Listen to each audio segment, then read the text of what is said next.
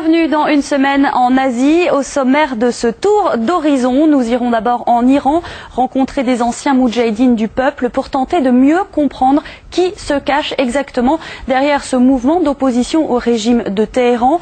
Et puis on reparle de la Birmanie. Une nouvelle manifestation a eu lieu dans le pays. Des moines sont descendus dans les rues de Pakoku, à 500 km de Rangoon. Cette fois, par prudence, ils n'ont pas attaqué directement le pouvoir birman.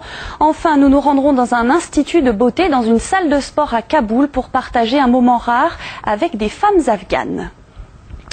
Qui sont vraiment les moudjahidines du peuple? Ce mouvement iranien d'opposition au régime de Téhéran, un parti qui mélange marxisme et islam, dont on connaît peu les contours et le fonctionnement. Deux reporters de France 24, Fabien Telma et Alexandra Renard, sont allés en Iran à la rencontre de ces militants repentis des moudjahidines du peuple. Ils ont pu rentrer dans leur pays après avoir renié leur appartenance au mouvement.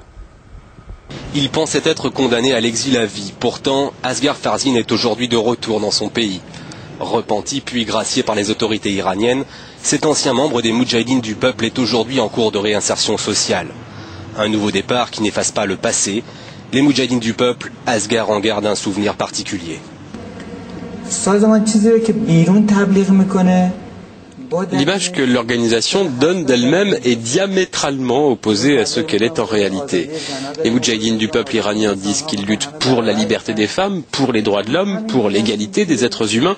Mais lorsqu'on entre dans l'organisation, on se retrouve prisonnier d'un dogme, de pratiques sectaires qui n'existent pas dans une société normale.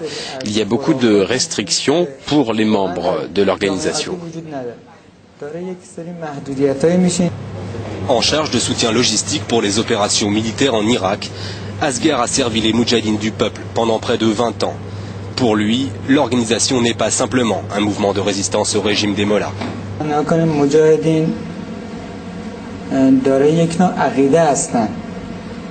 L'idéologie des moudjahidines du peuple iranien est un mélange de marxisme et d'islam. Ce mélange idéologique, qui au départ devait servir la lutte et promouvoir le progrès social, s'est transformé au fil du temps en secte. Les membres du mouvement font partie d'une communauté, ils sont tous isolés dans des camps, c'est de cette manière qu'ils sont manipulés.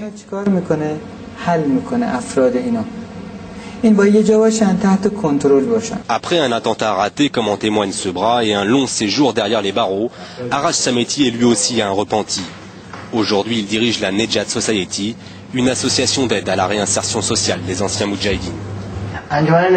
Notre association est faite d'anciens membres des moudjahidines du peuple iranien et des familles de certains moudjahidines qui se trouvent toujours dans un camp en Irak, le camp d'Ashraf.